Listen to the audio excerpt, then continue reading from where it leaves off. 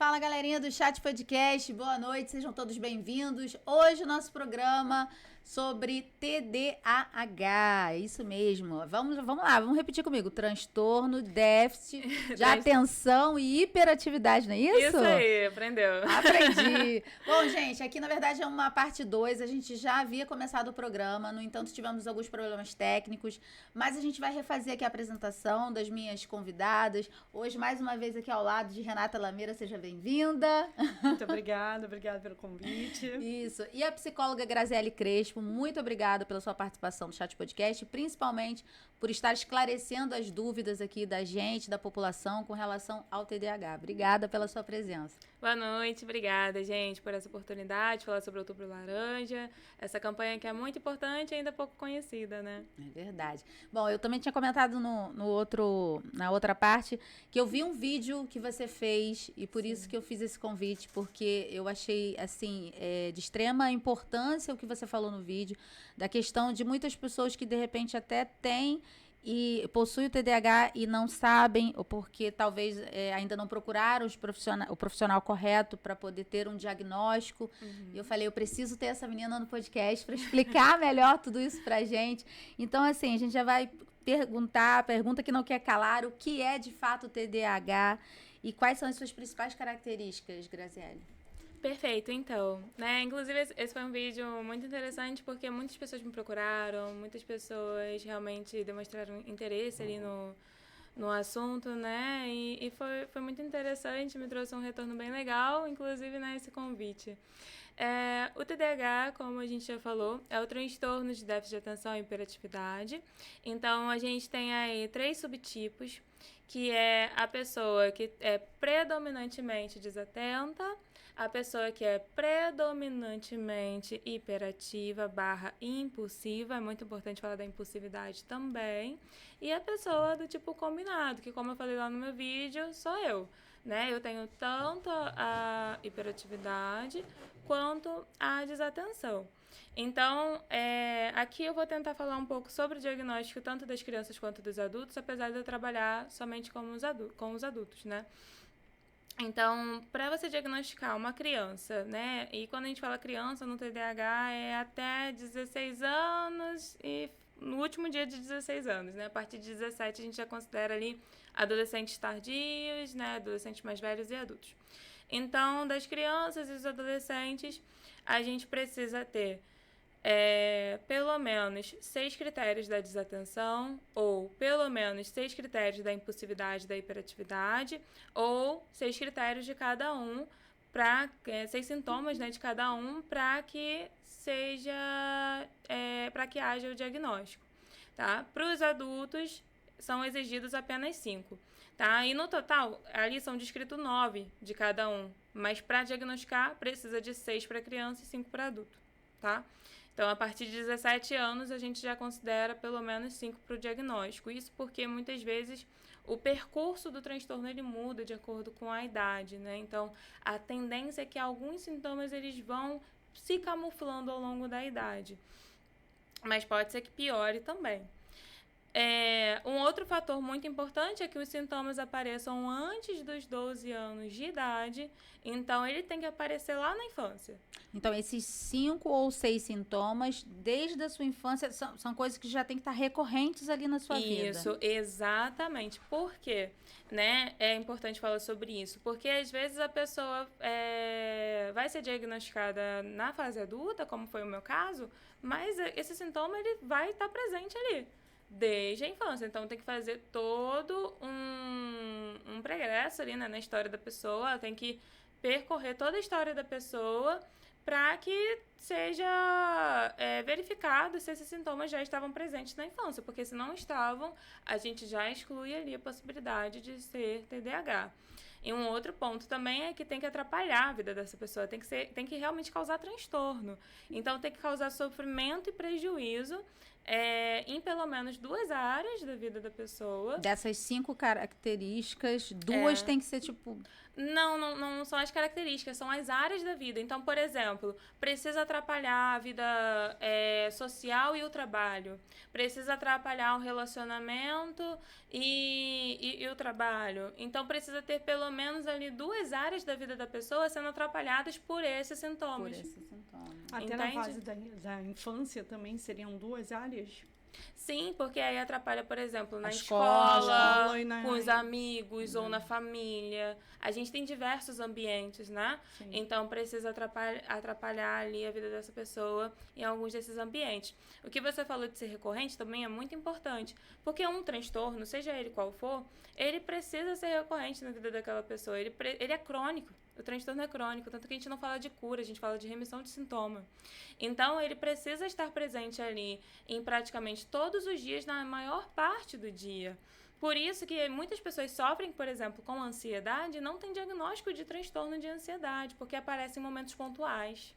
Entende? Nossa, olha, gente, eu tô me interessando muito por esse assunto. De repente, daqui a pouco tá fazendo psicologia. Grazi, vamos marcar uma consulta, porque Vamos fazer uma avaliação. Vamos fazer uma avaliação. E aí a minha pergunta, quanto tempo aproximadamente uma pessoa consegue ela consegue ter o diagnóstico? Eu preciso de quantas consultas? Quanto tempo? Isso varia de pessoa por pessoa? Como funciona?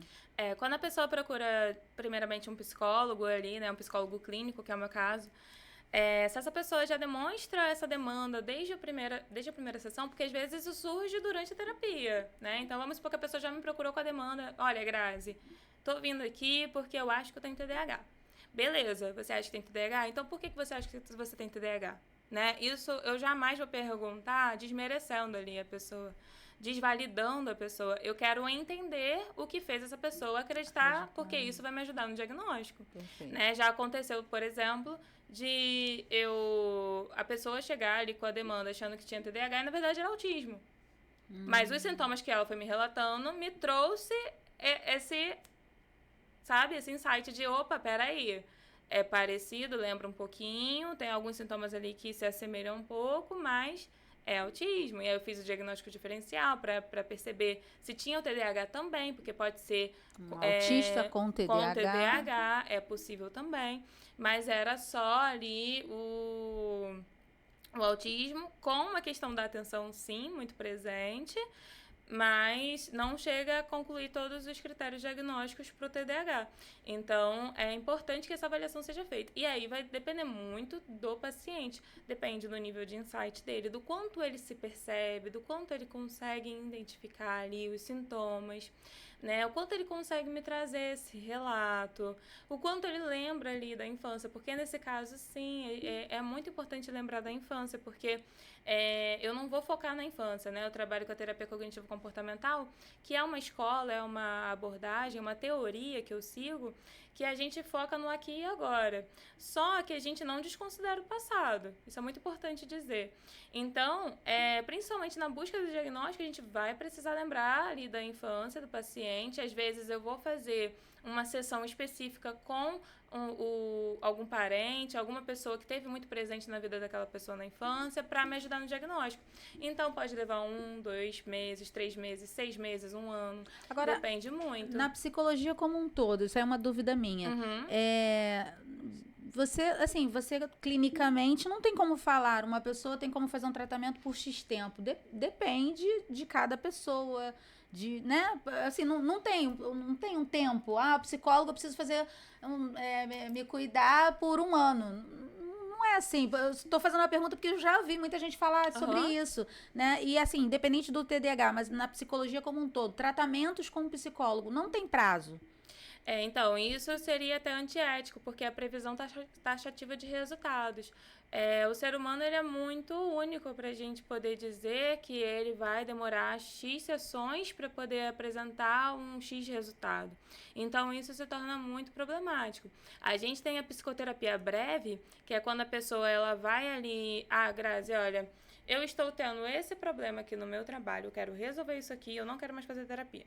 né? Isso é muito difícil de acontecer porque a pessoa começa a mexer em uma coisa e vai mexendo em outras. Mas, às vezes, tem pessoas que surgem com essa necessidade. Beleza, aquela pessoa ali vai levar de 1 a 2 meses no máximo de terapia. Se ela realmente só quiser trabalhar um ponto Uma X. área. E só um problema. Um problema específico, não é nem uma área, um problema específico. Vamos supor, eu quero passar na autoescola.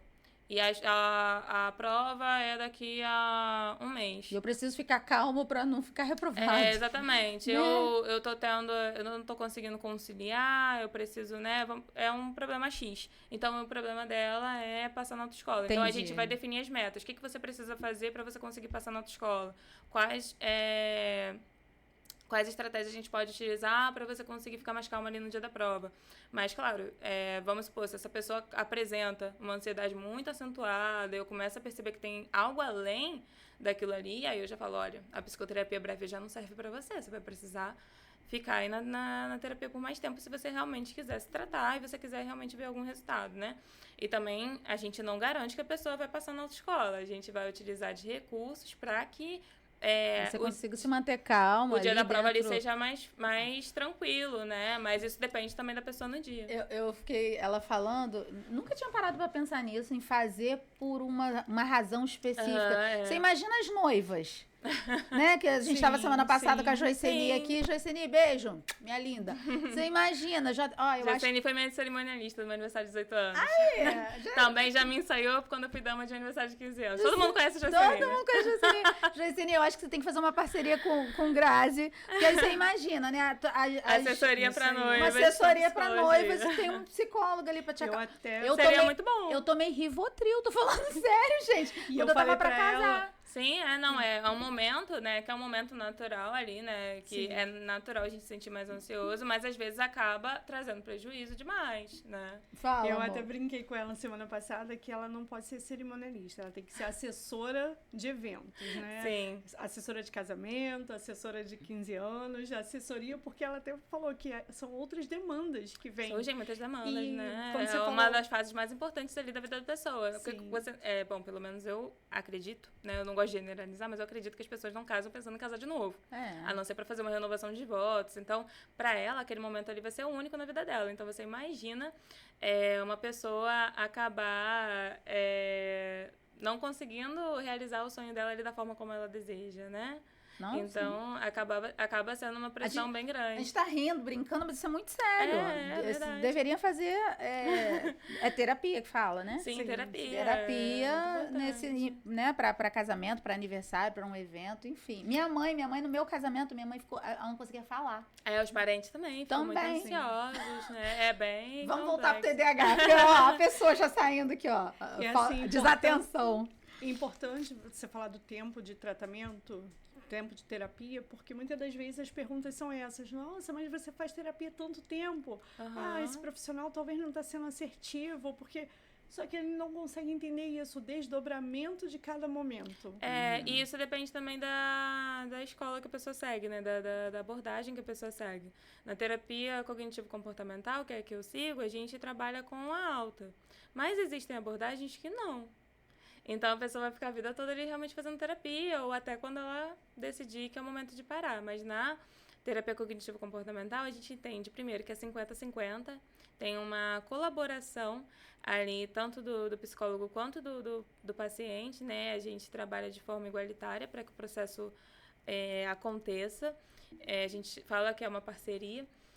E isso tudo que eu tô falando pra vocês eu passo pros pacientes, tá? Logo na primeira sessão eu explico tudo pra eles, porque em todo momento eles sabem o que tá acontecendo.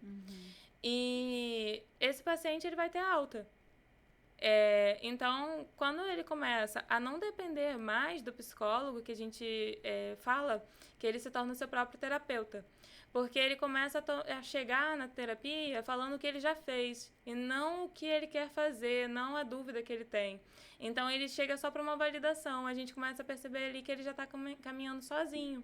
Legal. E é muito legal. E aí, a gente começa a espaçar as sessões. Começa a botar, né? A regra é que seja semanal.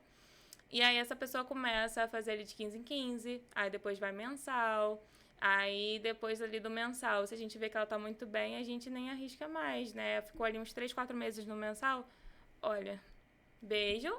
siga a sua vida, você tá muito bem, dói meu coração, mas você tem que seguir porque você precisa dessa independência, né? Geralmente é um momento de sofrimento, assim, pra gente, porque a gente cria um vínculo terapêutico muito legal com o paciente também cria com a gente. É um vínculo que eu falo que é muito único, que o paciente nunca vai ter mais em lugar nenhum. Não se compara a amizade, não se compara a mãe, não se compara a pai, porque é diferente o vínculo com o psicólogo. E aí essa pessoa, né, ela tem ali um sofrimento muitas vezes, a maioria acaba ficando tipo, ai, mas eu não quero alta, não sei o quê. Quando eu começo a conversar, olha, tá começando a chegar o momento, né, eu já vou avisando. Não, mas eu não quero alta, que não sei o quê, não tá no momento, o que eu vou fazer sem você, que não sei o quê. Aí a pessoa chega na outra sessão na semana seguinte, não, Grazi, eu tava pensando, eu acho que realmente faz sentido o que você falou, então vamos... Porque o paciente ele tem que concordar com a alta. E aí a gente vai seguindo ali, né, o caminho. E eu vou avisando já, desde antes de eu começar a espaçar as sessões, já começo, olha, você tá indo muito bem, se continuar assim, a gente vai pra já não ser um susto. Bacana. E aí depois, se essa pessoa quiser voltar pra terapia, se ela precisar em algum momento, ou se ela quiser fazer uma sessão específica, né, sobre alguma questão específica que ela não tá sabendo lidar, ela pode fazer. Não é que ela teve alta e tá proibida de voltar. Né? Mas a partir daquele momento a pessoa segue seu caminho sozinha, então é muito legal, né? Mas eu não consigo dizer, você vai demorar 6 meses para ter alta. Assim, a gente tem manuais de tratamento, né? Além desse manual aqui, a gente também tem manuais de tratamento para transtornos. Então, por exemplo, tem manual de tratamento para TDAH, tem manual de tratamento para transtorno de ansiedade generalizada. Ali, ele diz ali uma previsão. Só que esses manuais, ele trazem um diagnóstico muito puro, muito... Vamos supor, a pessoa veio só pra tratar o TDAH. Só que a pessoa nunca chega pura. Uma coisa só, A gente brinca falando que um transtorno nunca anda sozinho. É muito comum que a pessoa tenha mais de um diagnóstico. Porque geralmente demora a buscar ajuda. E quando demora, acaba surgindo ali as comorbidades, que são outros transtornos. E normalmente o paciente que tem TDAH, que vem com outros transtornos, o tratamento vai ser mais demorado. Mais demorado, né? E aí, às vezes, ela quer tratar uma coisa que não tem a ver com o transtorno, mas que está afetando ela. Vamos supor que essa pessoa, ela não sente que o TDAH, não percebe que o TDAH atrapalha ali o relacionamento dela. Mas ela teve uma discussão com o namorado, teve uma discussão ali com a mãe, e ela quer falar sobre aquilo. Então, ela vai tratar aquilo também. Né? Porque a gente também vai trabalhando com prioridades, mas se acontece alguma coisa muito importante ali na vida da pessoa, ela vai trazer aquilo para a sessão e a gente vai trabalhar em cima daquilo.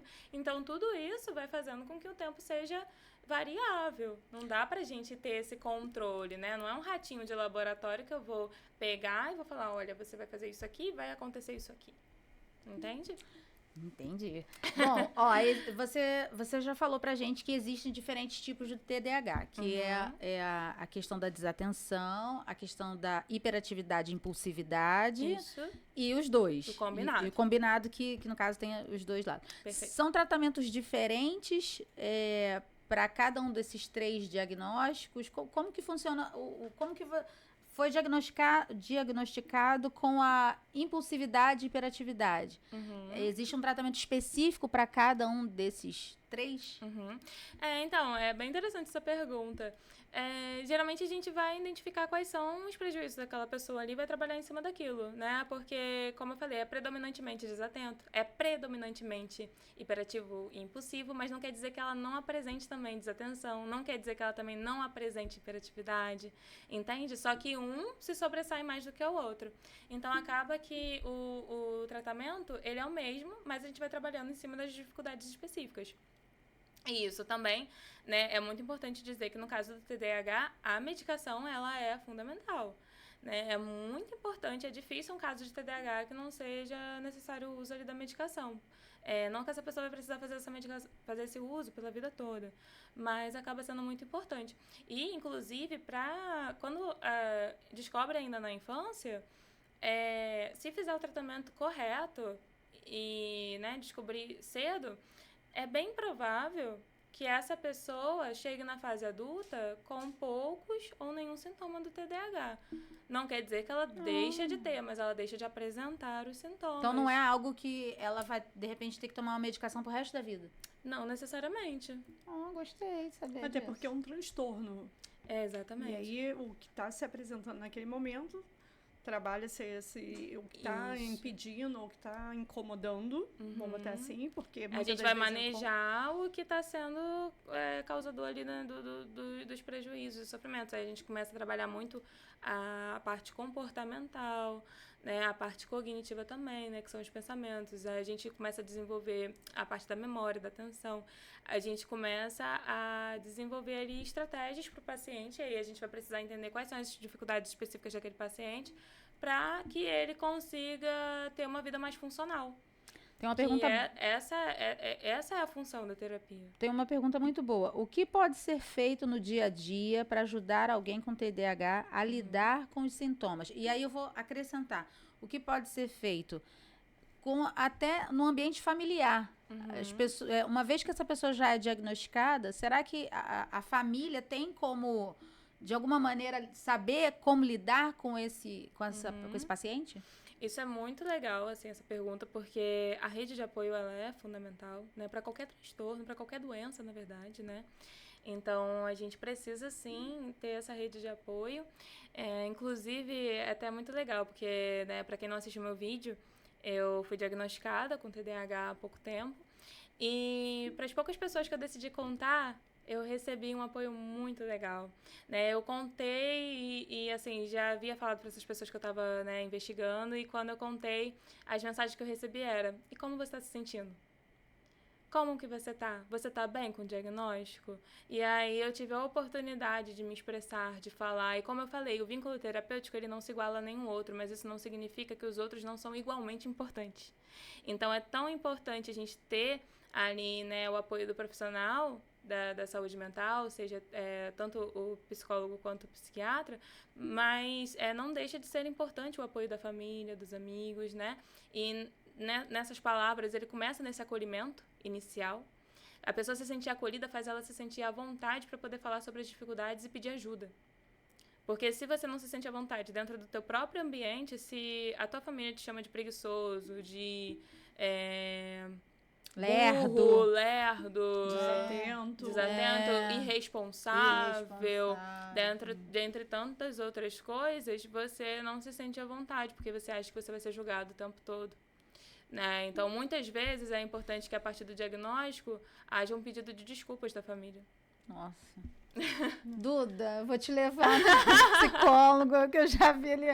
Duda, você não lavou a louça? Será que ela tem? Ai, claro que não é passar a mão na cabeça, né? Muitas pessoas acham que é passar a mão na cabeça, mas assim, entender que tem outras causas ali por trás de muitos comportamentos, e aí por isso que eu falo, diagnóstico, né? Aí entra até numa parte que eu falei da outra vez, porque o diagnóstico, ele não é uma muleta, ele serve pra gente tratar, pra pessoa ter uma vida funcional. E aí, por isso que eu falei, né, na questão do pedido de desculpa muitas vezes, porque essa pessoa passou a vida toda achando que ela realmente era responsável, ela pega esses rótulos para ela, sabe? E aí ela precisa entender que isso é uma questão de saúde.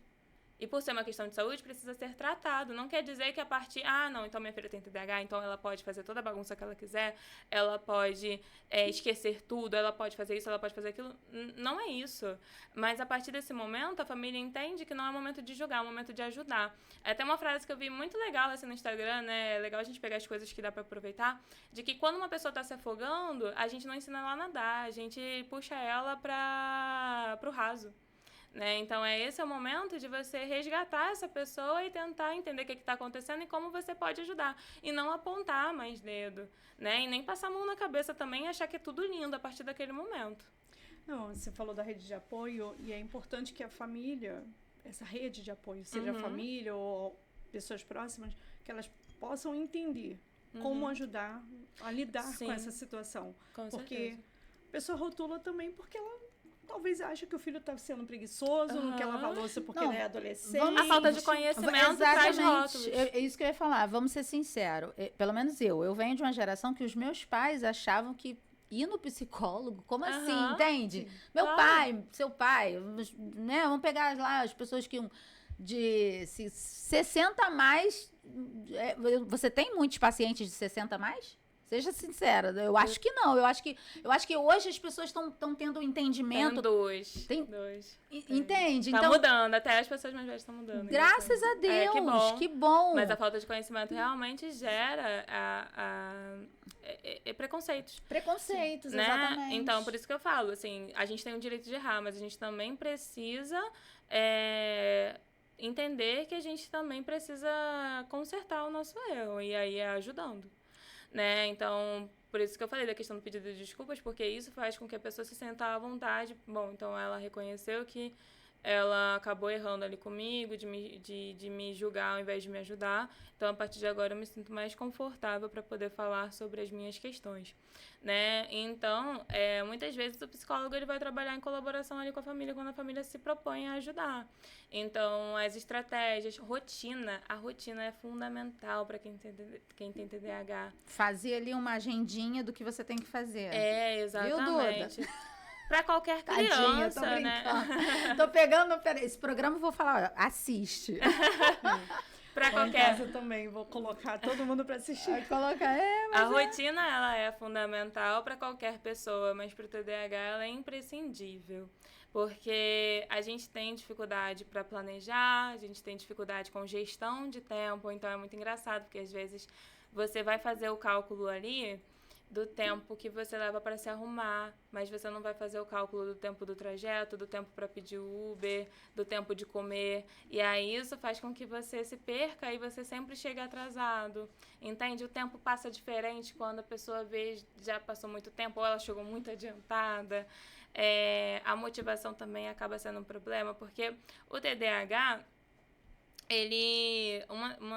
uma das questões ali, né, do TDAH é a baixa da dopamina, né, o nosso córtex pré-frontal, que eu chamo de CPF, ali a gente tem os neurotransmissores, né, a dopamina é um neurotransmissor, e aí o TDAH é como se não chegasse direito, né, como não chega direito, né, a dopamina, ela não é bem produzida, assim, no cérebro de uma pessoa que tem TDAH. E aí essa pessoa, ela geralmente vai ter uma tendência a vícios, a coisas que não são muito legais, né? Assim, na fase adulta, essa pessoa principalmente, né, tem a tendência a ser alcoólatra, né, uma pessoa que tem ali um transtorno por uso de álcool, transtorno por uso de drogas, pornografia, dentre tantas outras coisas. Nem sei se eu podia falar essa palavra aqui. Perdão. Não, mas assim, eu entendi. Acaba que ela precisa de sentir prazer. Exatamente. Né? Ela vai buscar prazeres imediatos, que é o que vai produzir ali a dopamina. E aí, tem formas legais de fazer isso, mas também a tendência a fazer por caminhos que não são muito legais é muito maior. Então, a possibilidade de uma pessoa com TDAH ter uma vida completamente bagunçada é muito grande, né? Uma forma muito legal de você conseguir se regular é a atividade física. Ajuda muito. O sono, porque a pessoa com TDAH geralmente tem insônia, porque a cabeça parece que tem uma reunião lá dentro, né? E aí diferencia da ansiedade, porque as pessoas com ansiedade também têm muitos pensamentos ali, mas são pensamentos com base na preocupação. A pessoa com TDAH, ela tá pensando sobre coisas muito aleatórias. Ao mesmo tempo. Preocupação, né? E aí quando ela tem TDAH e ansiedade, aí junta tudo, né? Aí fica tudo na cabeça o tempo todo. Gente, a gente tá rindo e tal, mas é muito sério, né? Não, e é importante porque muitas pessoas vão assistir e vão pensar, opa, eu não tô tendo uma insônia diferenciada, eu não tô tendo dificuldade para dormir. Sim. E aí, muitas das vezes, vai entender, porque também é um transtorno, né? Você não conseguir dormir, aí acordar no outro dia para ir pra escola. A gente tem transtorno de sono vigília. Tem uma parte específica aqui no manual. Explica esse manual, porque nessa live você não falei, falou. Não. Ah, tá. Esse aqui é o manual de diagnóstico, o manual de diagnóstico estatístico de transtornos mentais. Essa aqui é a última edição lançada.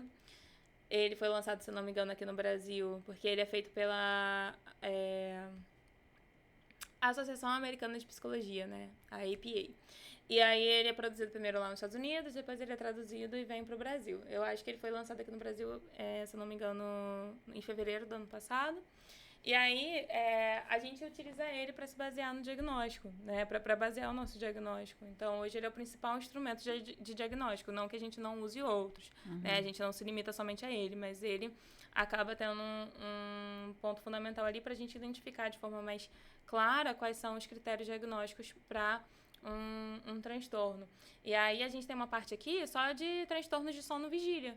Então, a gente tem vários transtornos também relacionados ao sono. E o sono é muito desvalorizado também. A gente precisa dar muita importância para ele, muito mais do que a gente dá. Não somente aquela questão de é importante dormir 8 horas de sono. É importante que essas 8 horas sejam bem dormidas. Tem que ter uma qualidade, né? Se você, dormir 8 horas, mas você acorda cansado todo dia? Ou cada dia tu tá dormindo num horário, acordando em outro? Isso não é bom, sabe? Você conseguiu atingir ali as fases do sono? Ou você ficou ali naquele sono leve que você acordava toda hora? Nossa, entende? Isso é horrível. Bom, quais são os tratamentos mais eficazes que estão disponíveis? Grazi. Então, hoje o padrão ouro para o TDAH é a terapia cognitivo-comportamental. Né? Não é porque eu atuo com ela, mas realmente é de maior base científica para vários transtornos, inclusive o TDAH. A terapia medicamentosa, que é o uso de medicação. Então, na maioria dos casos vai ser necessário. Claro que isso vai ser julgado ali, né, pelo paciente, pelos profissionais. Né, o psicólogo, muita gente acha que sim, né, mas o psicólogo não pode receitar nada. A gente brinca falando que até nem água com açúcar. Então, também é antiético o psicólogo receitar alguma coisa.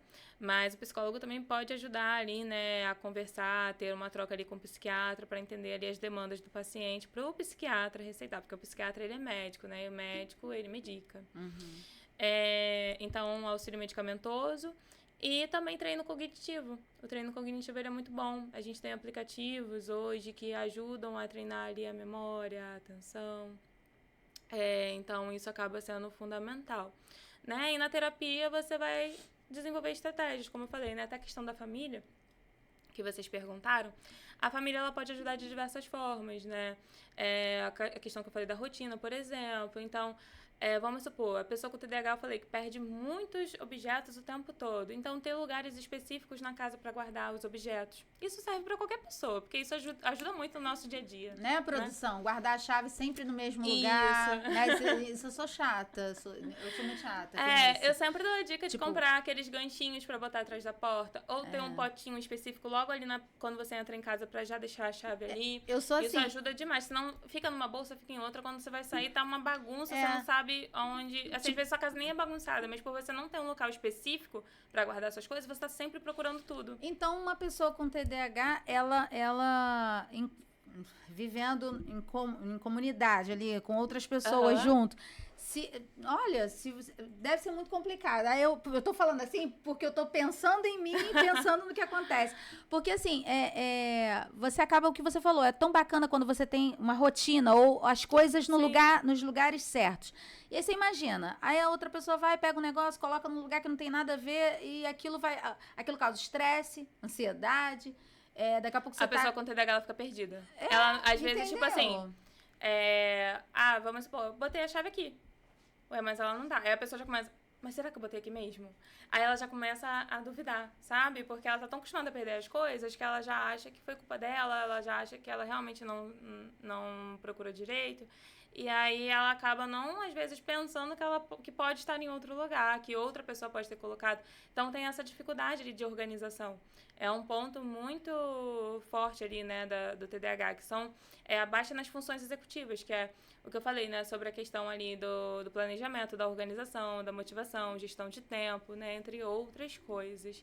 Então, acaba que, sim, se a família ajudar a pessoa com TDAH, ela também se ajuda, porque melhora a vida de todo mundo. De todo mundo. Porque quem não precisa de uma rotina, de uma organização, né, de um planejamento, coisas que às vezes para outras pessoas é mais fácil de gerenciar, para a pessoa com TDAH se torna mais difícil, né? O TDAH, por exemplo, ele tem dificuldade de saber sequência das coisas, então, às vezes, por exemplo, vamos supor que a pessoa com TDAH vai limpar essa sala. Aí ela vai e varre o chão. Depois, ela lembra que ela tinha que ter limpado os móveis. Aí ela vai limpar os móveis. Aí cai a sujeira no chão, ela tem que varrer de novo. Então, você vê como que é tudo muito trabalhoso. Então, é legal, por exemplo, se uma criança, você quer passar uma tarefa para uma criança com TDAH, é legal você passar para ela quais são as etapas, né? Vamos supor que a criança vai lavar o pratinho dela depois do almoço. Então, o que você vai fazer? Primeiro, você vai pegar ali a sua louça, né? Se tiver um resto de comida, você vai jogar fora.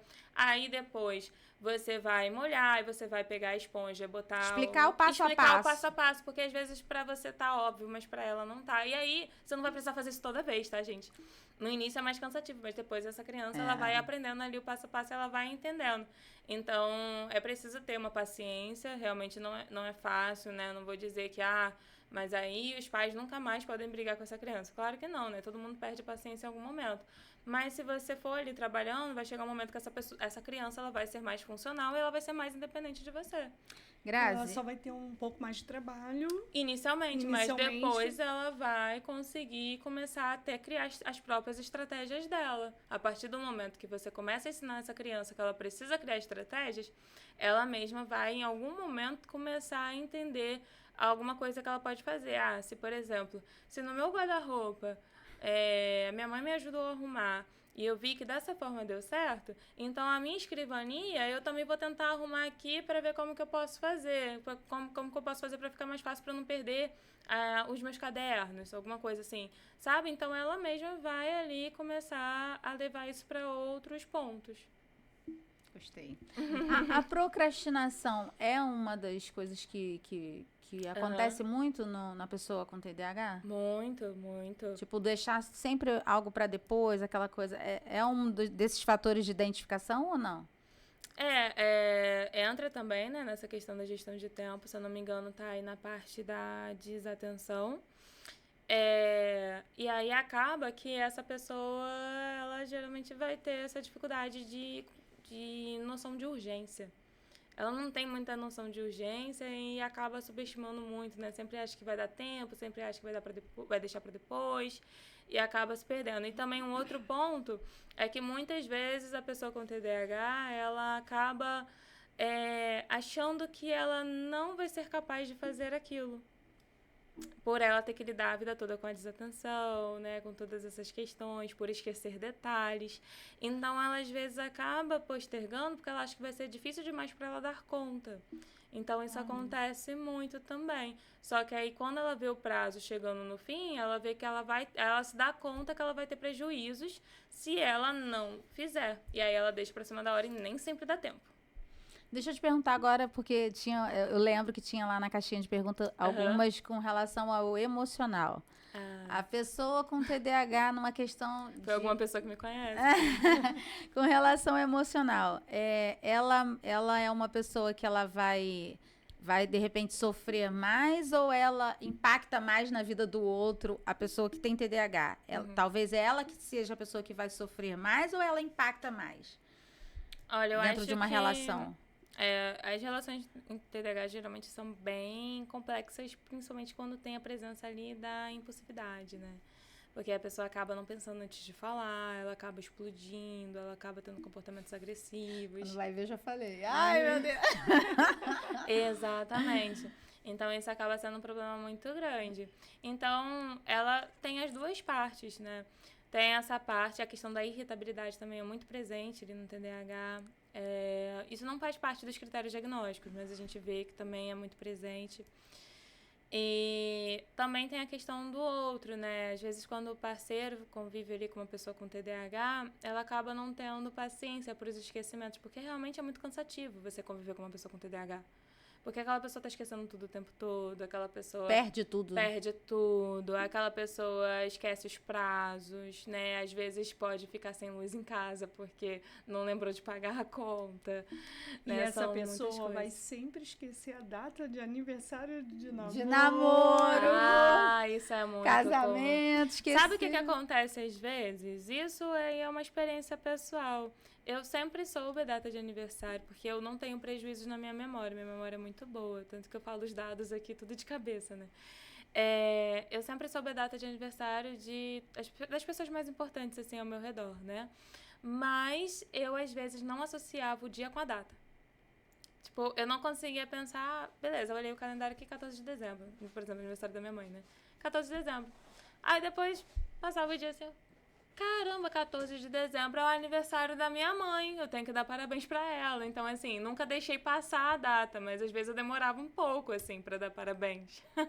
Então, às vezes a gente grava, às vezes realmente não vai lembrar, às vezes vai gravar, mas não vai fazer a associação, que é tão automático, né? Pra maioria das pessoas com TDAH geralmente tem essa dificuldade. Olha, tá vendo? Gente, tem muita pergunta. Peraí, deixa eu ver se eu consigo fazer mais duas. As pessoas duas fizeram aqui. bastante pergunta? Tem, que bom. Cadê? Então, realmente as pessoas estão bem interessadas nesse assunto, Tem, né? não, sim, com certeza. Peraí, ó, deixa eu anotar, deixa eu ver aqui. Aí tem, quem tem TDAH enjoa facilmente das pessoas? É uma das perguntas que estavam aqui. Tinha outra aqui, cadê? Cadê? Quem tem TDAH tem dificuldade. Olha, eu tenho umas perguntas, meu Deus do céu. Tem que tomar cuidado. Peraí, deixa eu ver aqui. O do enjoar das pessoas. Quais são os 3 principais comportamentos do TDAH? A gente já falou.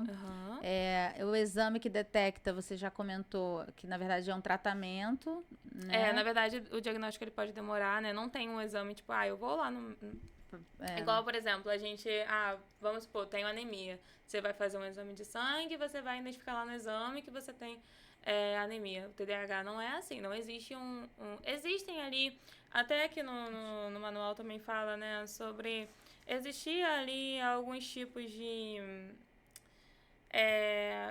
eletros, né, que colocam ali na cabeça da pessoa, que conseguem identificar ali algumas memórias, mas algumas diferenças, mas não é muito exato. Então, não dá pra dizer, se a pessoa aparecer com o cérebro de uma determinada forma, ela tem TDAH. Não dá. Então, o diagnóstico ele é clínico. São ferramentas que podem vão auxiliar, ajudar. Mas não que vão fechar um diagnóstico. Mas eu não costumo sozinho. ver os psiquiatras utilizando isso, não. Né? O psiquiatra, geralmente, alguns neuros vão fazer isso, mas é só um auxílio. Isso não vai dizer que a pessoa tem ou não. Assim como também a pessoa ser desatenta não necessariamente vai trazer para ela o diagnóstico de TDAH. A desatenção, ela está presente em diversos transtornos e pode também não ser transtorno nenhum. Às vezes pode ser, inclusive, uma falta de vitamina D, uma falta de vitamina B12. Tem várias questões aí. A gente brinca falando também, né, que pode ser tudo, mas não pode ser nada. Ou seja, não banalizem com esse termo. A pessoa é devagar é porque ela tem TDAH. Ou ela é impulsiva demais é porque ela tem TDAH. A gente aqui por várias vezes brincou, mas isso é algo que precisa ser diagnosticado, precisa ser investigado, né? Para saber de fato se tem ou não. Uma dúvida, por que o outubro foi visto como o período de conscientização com relação ao TDAH? Eu pesquisei sobre isso e eu não consegui identificar. Eu fiquei porque também. Eu procurei, eu não encontrei. Eu descobri essa data há pouco tempo também. Descobri ano passado, no outubro do ano passado. E eu não sei exatamente por quê. Eu sei do Setembro Amarelo. Mas as outras datas eu não sei. Acaba que agora todos os meses a gente acaba tendo uma diversidade de cores, né? Relativo, por exemplo, janeiro, acho que é janeiro branco, que também não é relativo à mente, saúde mental.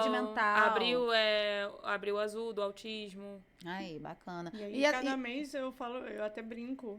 Porque na saúde a gente comenta o calendário, né? É o calendário colorido. Nós temos arco-íris de janeiro a dezembro. Porque todo mês tem N cores para N situações diferenciadas. E assim, realmente eu também não conhecia o Outubro Laranja. A gente até brincou assim, é o mês que foi destacado para mulher por conta do Outubro Rosa. Isso que eu ia falar, a gente falou justamente por causa disso, porque o Outubro Rosa já, né, conseguiu ganhar na mídia todo um destaque. Sim, né? E as campanhas, elas são muito importantes, né? Se a gente vê, por exemplo, na época que tinha a campanha da vacina, que tinha o Zé Gotinha, o quanto a gente conseguiu até erradicar algumas doenças, porque todas as crianças eram vacinadas. Exatamente. Eu acho que, inclusive, devia voltar, né? Muita gente é contra, mas devia voltar a ter essas campanhas de vacinação infantil, porque faz muita diferença. Então, evidenciar determinados assuntos traz uma atenção para a população em relação àquele assunto, né? E o que vocês estavam falando aí da questão do autodiagnóstico, né, da banalização do TDAH. Isso é muito importante a gente falar, porque hoje a pessoa assiste um vídeo no TikTok, vê ali alguns sintomas que nem sempre estão corretos, a maioria das vezes não tá, e a pessoa diz, então tem TDAH. Pra quê que você tá falando que você tem TDAH se você não quer tratar? Eu comentei com a Etienne Isso assim dá que um nós corte, chegamos. fiquei quietíssima. Isso aí é um corte bom em produção. Eu comentei com a Etienne, meus filhos fazem terapia. Ai, e a que minha bom. filha, no sábado, falou pra terapeuta: olha, tia, eu não tô lembrando das coisas direito. Eu acho que eu tenho TDAH. Aham. E aí ela falou assim: da onde tirou isso que só porque esqueceu alguma coisa é TDAH? É. Aí fui perguntar a ela falou: mãe, mas agora as pessoas que esquecem. Eu falei: mas aonde você viu isso? Ela falou: não, porque na escola, eu e as minhas amigas estávamos falando. E uma falou assim: olha, esqueceu demais é TDAH. Eu falei: Olha. gente, você só tem 10 anos, pelo amor de Deus, começa a estudar. E aí eu Aham. falei assim: filha, não é só esquecimento, tem outras coisas que Não, vêm vai. associadas. Perfeito. E até a terapeuta falou com ela: olha, nós vamos fazer uma avaliação, eu vou observar algumas coisas, algum comportamento, algumas características, eu vou conversar com a sua mãe. Aham. E aí é legal isso, porque... Sim. E aí desmistificar, porque muitas das vezes, poxa, ela tem 10 anos, mas já com esse discurso de eu esqueci, eu tenho TDAH. É, exatamente. Acabou virando isso, né? Ah, se eu tô desatento, eu tenho TDAH. Se eu tô esquecida, eu tenho TDAH. Eu falei uma coisa sem pensar, eu tenho TDAH. E aí, por isso que eu falo, né, que vira muleta. E o diagnóstico, ele não é pra acontecer isso, ele é pra realmente a gente ter uma vida mais funcional. Eu gosto sempre de trazer exemplos da medicina para que as pessoas entendam que transtorno mental também é saúde, né? A gente também tá falando de saúde, da falta dela nesse caso, né? Que é a saúde mental. Vamos supor que uma pessoa começa a sentir dor na nuca e se sente com mal-estar. Aí essa pessoa vai até no médico. E aí ela recebe ali o diagnóstico, faz os exames, ela recebe o diagnóstico de hipertensão. Mas essa pessoa, ela não mudou a alimentação dela, ela não faz uso da medicação, ela não faz atividade física, não segue nenhuma recomendação do médico. Pra que ela fez esse diagnóstico? Pra saber que ela é hipertensa? Pra poder começar a falar para as pessoas que ela tá passando mal porque ela é hipertensa? Não, ela precisa tratar, né? Então, é a mesma coisa com o transtorno mental. Assim, até nas outras questões de saúde física também, as pessoas fazem muito autodiagnóstico, né, e nunca procuram um médico. Então, na psicologia, né, na saúde mental, também não é diferente. As pessoas vão ali ver um sintoma isolado e vão falar que ela possui aquele transtorno. Mas com qual objetivo? É isso que eu não entendo. Porque, assim, você achar legal falar que tem TDAH, que é uma coisa que causa hipossuficiência, é uma coisa que faz a pessoa não conseguir parar no emprego, é uma coisa que faz a pessoa não conseguir ter bons relacionamentos, tanto de família, amigos, assim, no trabalho, pode gerar muitos prejuízos realmente, é um transtorno. Então, não é legal ter TDAH. Quem tem sabe que é um sofrimento muito grande. Eu sou uma exceção, eu não sou a regra.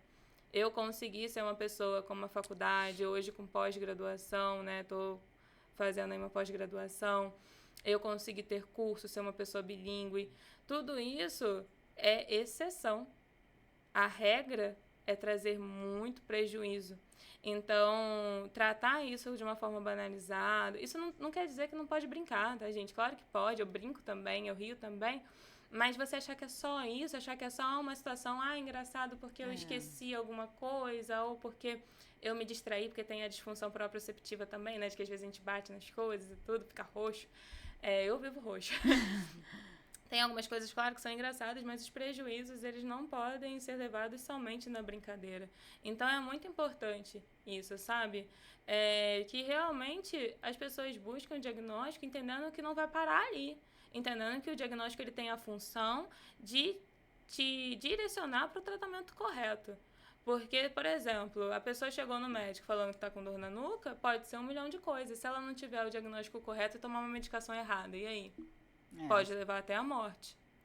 Então, é muito, muito problemático você não realizar esse diagnóstico de uma forma correta, ou você começar a propagar que você tem, e aí as pessoas que realmente sofrem com isso acabam não tendo direito de fala, porque as pessoas começam a banalizar também quem tem. Tipo, aí você chega falando que você tem um diagnóstico, aí todo mundo começa a falar, mas todo mundo agora tem TDAH. E isso muito se comum, torna né? um problema, né? Então, assim, eu não costumo ficar falando o tempo todo que eu tenho TDAH, né? Eu fiz o vídeo com o propósito realmente de conscientizar.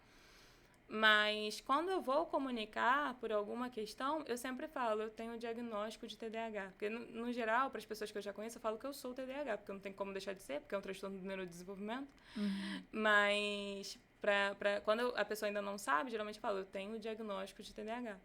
Tanto que no meu vídeo, ninguém questionou pra mim. Eu achei que eu ia receber comentários falando sobre isso. Ninguém em nenhum momento questionou se eu tinha realmente ou não. Porque em todo momento eu falo que eu fiz uma avaliação, todo momento eu falo que eu busquei ajuda de profissionais, até Você porque... explicou direitinho. Até porque, na verdade, não fui eu que busquei. A minha psicóloga, porque eu também faço terapia, né? Apesar de ser psicóloga, que é importante também que os psicólogos tratem a própria saúde mental, ela que começou a levantar essa hipótese a partir ali de algumas questões que eu apresentava. E aí foi quando chegou-se na possibilidade do diagnóstico, a gente foi investigar. E o meu caso foi um caso que a avaliação psicológica, que é uma bateria de testes que eu falei, né, na outra live, se fez necessária no meu caso, porque eu camuflei muito, porque eu sozinha sempre sempre criei muitas estratégias. Mas o esforço que eu levo para poder criar essas estratégias é muito grande. E aí a medicação junto com a terapia vem me ajudando muito nisso. A gente está chegando no final. Ai, muito bom. Muitas dúvidas aqui. Esclarecimento maravilhoso. Mas tem duas perguntas que eu tenho que fazer. Tá. Quais são os mitos mais comuns sobre o TDAH e que você gostaria de desmistificar? Falar, olha, eu sei que você já falou bastante coisa e que tudo precisa de uma avaliação, mas mais uma vez, vamos deixar aí para as pessoas poderem guardar bem, né? Quais são os mitos mais comuns sobre o TDAH que as pessoas falam que pode ser e na verdade não é? Tá, acho que principalmente esse, né, de que todo mundo tem TDAH, não é verdade. Eu não sei se eu falei nessa live aqui, mas a predominância do TDAH, ele é ali entre 4% a 6% da população. Então, além de ter o autodiagnóstico, também tem muito diagnóstico errado. Então, eu acho que é sempre importante a gente ir em mais de um profissional, né, assim, ir no psicólogo e também no psiquiatra, se for necessário fazer avaliação psicológica, bateria de testes para ter mais uma confirmação. E aí, quanto mais você puder confirmar, melhor, porque aí diminui a chance ali de erro, né? Até porque a medicação, ela precisa ser feita de forma adequada. Então, para a pessoa que tem TDAH, a medicação vai ser ótima, mas para a pessoa que não tem, pode até gerar prejuízos muito parecidos com o TDAH. Então, é muito preocupante. Um outro mito que eu acho que também é muito importante falar é que nem todo TDAH tem problema de aprendizagem. Eu, por exemplo, nunca tive. Tive prejuízos na escola por outros problemas, por outras questões, né? Ou pela seja, falta de interesse. Podem ser pessoas inteligentíssimas. Pode ter superdotação. Pode ter altas habilidades.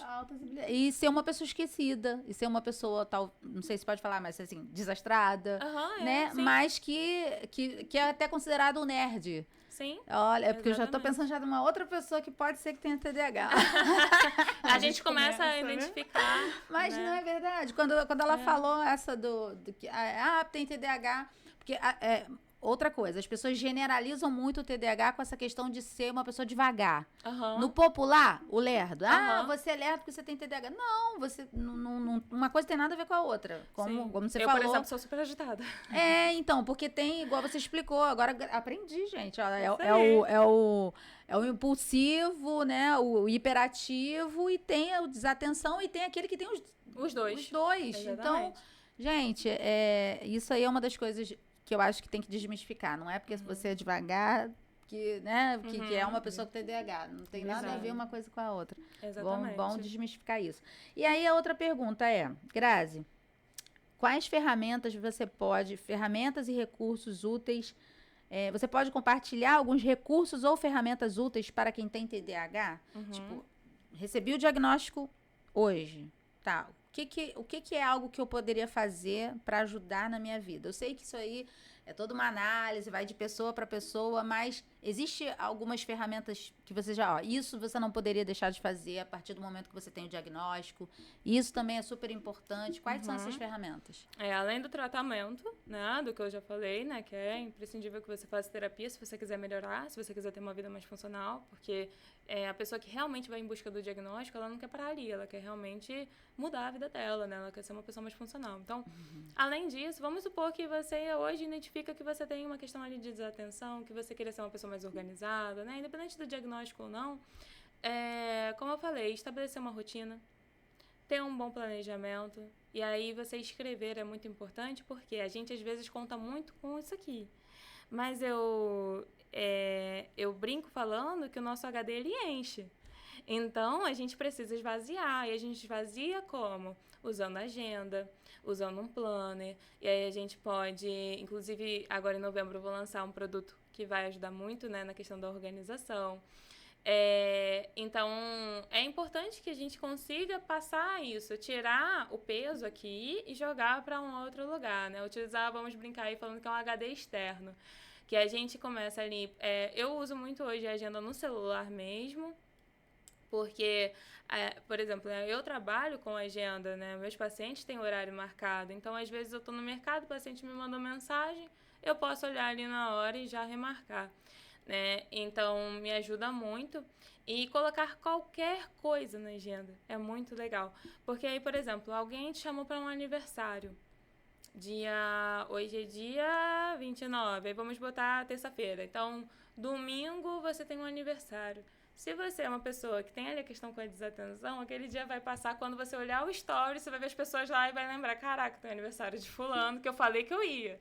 Então, você começa a colocar tudo. Uma unha, um cabelo, um compromisso, uma reunião, qualquer tipo de tarefa. É importante anotar sempre na agenda. Se você se adapta melhor com a de papel, beleza. Se você se adapta melhor com uma agenda virtual, beleza também. Desde que isso realmente possa te ajudar e que seja prático.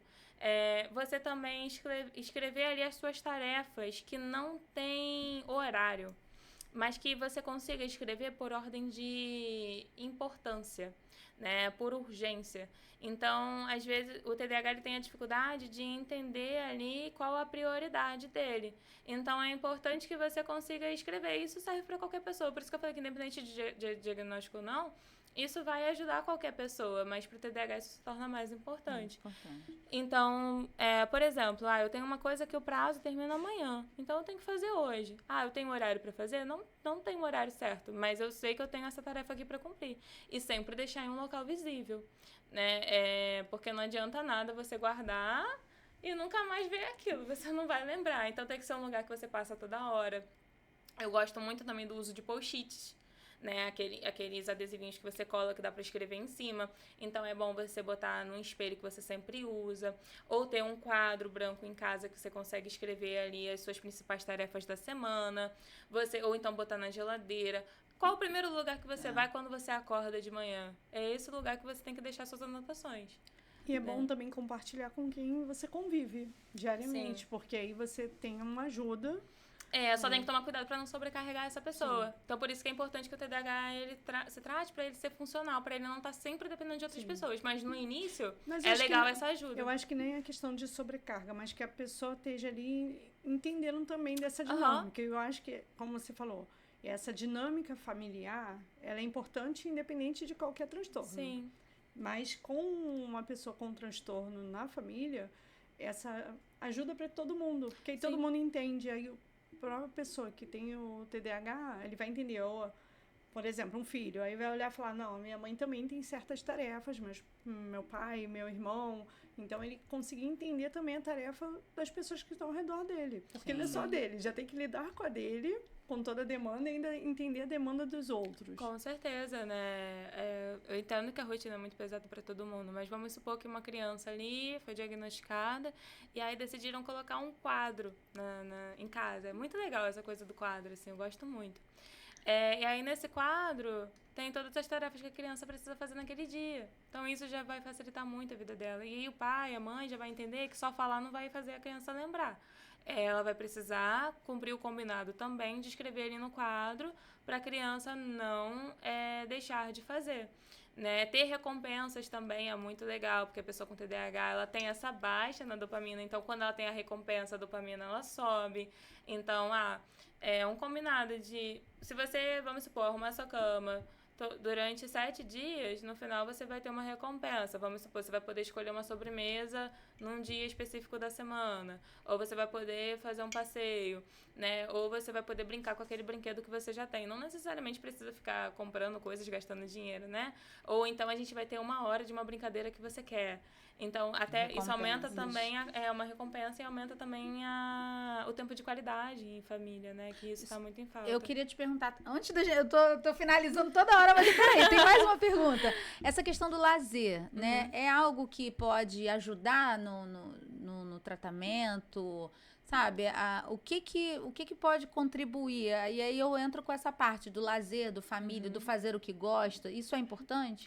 Com certeza, é muito importante, né? Principalmente porque o TDAH ele vai ter uma facilidade muito maior em se atentar às coisas que ele tem interesse, justamente por conta dessa questão da dopamina, porque é quando a dopamina dele regulariza, e aí o corpo dele vai começar a funcionar melhor. E a questão do lazer, do descanso, é muito bom que seja sempre ativo. Sempre seja uma coisa ativa, principalmente em casos de hiperatividade, porque essa pessoa vai precisar gastar energia. Então, por exemplo, o meu lazer geralmente é correr. O meu lazer é bater perna, é andar, é fazer alguma coisa, é ficar indo pra lá e pra cá. E nisso a minha mente vai relaxando. Então, o meu descanso ele é sempre ativo. Bacana. Isso ajuda muito, porque às vezes a gente acha que descansar é ficar rodando as redes sociais, e não é, isso não traz descanso nenhum, porque você tá recebendo informação ali o tempo todo. Isso deixa a gente mais cansado.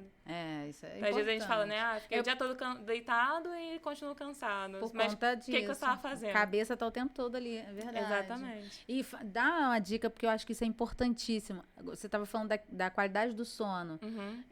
À noite, eu já ouvi aqui nas redes sociais, mas eu acho que isso é verdade, aí eu quero tirar dúvida. 1 hora antes de dormir, largar, não mexer em telefone celular, nem televisão, certo seria assistir. É verdade isso? É assim, a gente fala sobre a higiene do sono, que é importante também para todo mundo, né? Falando assim, eu acho que pode surgir a interpretação de que, então não tem diferença entre o tratamento do TDAH e outras pessoas. Não, tem sim. A gente vai trabalhar de uma forma muito diferente, mas tem muitas coisas que é legal que todo mundo faça, assim. Então, o sono é importante que todo mundo tenha um sono de qualidade. E a higiene do sono são hábitos que a gente tem ali antes de dormir e também ao acordar que fazem muita diferença. Uma dessas coisas é a gente poder largar um pouco o celular, é a gente diminuir o uso de telas. Eu gosto muito de utilizar aquela tela noturna que deixa mais amarelado, porque a luz azul do celular, da TV, é uma luz que lembra a luz do sol, a luz do dia. Então, isso acaba atrapalhando muito o ciclo circadiano, que é a nossa noção de dia e noite. Então, a gente precisa ter isso muito bem estabelecido para que o nosso cérebro entenda que está na hora de dormir ou na hora de acordar. Então, é muito legal também que, ao acordar, você se expõe à luz do sol. Porque aí você, abrir a janela ali, mas tá nublado. Gente, mas tá de dia, entendeu? Porque às vezes surgem essas dúvidas. Então, isso tudo vai ser importante. E aí, mas Grazi, cara, ficar 1 hora no celular é impossível. Sem celular é impossível. Calma, tudo é progressivo. A gente pode começar 10 minutinhos. Aí, beleza, eu fiquei 1 semana, 10 minutinhos antes de dormir, sem mexer no celular. Agora eu vou aumentar para 15, depois para 20. Daqui a pouco, chego em casa e nem lembro mais do celular. Então, tudo é progressivo. O nosso problema, muitas vezes, é achar que tudo é muito extremo. Ou tem que fazer na hora, né? Ou 8 ou 80. E não, a gente tem um caminho. Você não começou a ficar viciado no celular de um dia para o outro. Você também não vai largar isso também de um dia para o outro. E a gente está sofrendo muito com FOMO, que é o Fear of Missing Out, que é o medo de estar perdendo algo, né? Então, a necessidade de estar sempre Deixa ali. Deixa eu ver se acontecer alguma coisa, né? Exatamente. Gente, a informação. Aí já entra em outras questões. O que passou no podcast, eu preciso assistir antes de dormir. Deixa eu finalizar aqui, mas antes disso, Renata, você que trabalha na rede pública e com essa questão da saúde, Grazi, ela tem o consultório dela, mas é particular. Isso. E no caso da rede pública, no caso lá na cidade de Japeri, onde que eu consigo fazer algum tratamento com relação à saúde mental? Então, nós temos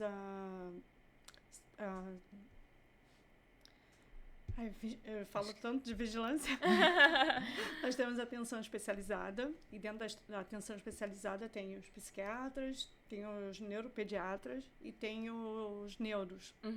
E aí tem também o atendimento de TDAH, a gente tem o CAPSI, que é o atendimento para as crianças, tem também o atendimento para os adultos. Então, assim, na rede pública também hoje você já encontra não tantas ferramentas, porque, por exemplo, as avaliações neuropsicológicas, elas são avaliações que ainda têm um custo bem alto. Custo muito alto, sim.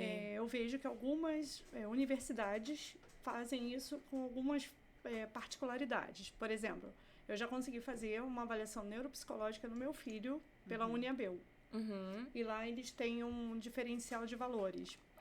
Quem recebe até tantos salários mínimos tem uma isenção. Quem recebe a partir de tantos salários mínimos, então, assim, durante o período das aulas, eles conseguem oferecer essas avaliações. Sim. Ainda não é tão divulgado, não tão acessível pelo SUS. Mas alguns locais conseguem, sim, fazer algumas avaliações, porque existe uma quantidade de avaliações, não são... Tem desde a avaliação mais simples até mais robustas. Depende do que a pessoa aparece com demanda, né? Às vezes a pessoa vai ter 4 ou 5 diagnósticos de uma vez só. Então, a quantidade de testes vai ser muito mais extensa.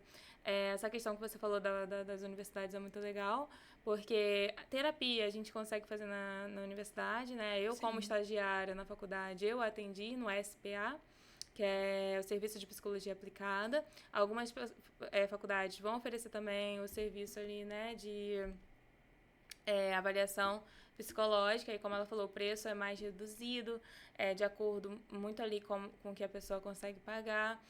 E aí a gente tem muita avaliação neuropsicológica em pós-graduação, né? Então, as universidades que oferecem pós-graduação na área de psicologia, principalmente na parte de neuropsicologia, elas também oferecem a avaliação psicológica por um custo menor. Porque, assim, a avaliação psicológica, ela tem um custo realmente elevado, mas não é injusto esse valor, porque os testes, eles têm um valor muito alto, são algumas sessões para esse diagnóstico. Então, o profissional, ele também tem um custo muito alto para poder conseguir realizar esse diagnóstico, né? E a terapia em si, é legal falar também que alguns psicólogos, eles vão oferecer valor social, eles vão oferecer também atendimento gratuito, né? Claro que não para todo mundo. A gente também precisa cobrar um valor que dê para a gente continuar se especializando, né? Mas a gente sempre abre ali algumas vagas. Mas, claro, gente, se você pode pagar mais, não tira a vaga de quem tem necessidade de fazer um valor social. A gente vai perceber isso durante a terapia, se você realmente precisa ou não, pela tua própria fala. Exatamente. Eu hoje, muito importante isso. Eu hoje não tenho vaga para valor social, porque eu já tenho ali vaga preenchida de atendimento gratuito e dos valores sociais. Hoje eu realmente só estou com valor integral, só vou poder liberar quando esses pacientes estiverem alta.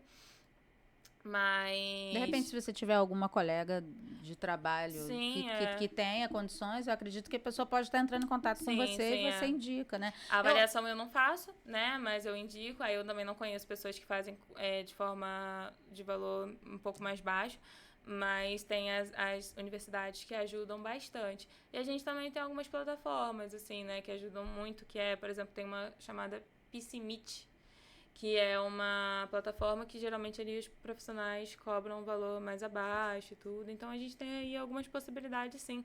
Porque eu entendo que a psicologia, ela não é acessível para todos. Né? Mas, e assim, como é que fala, né?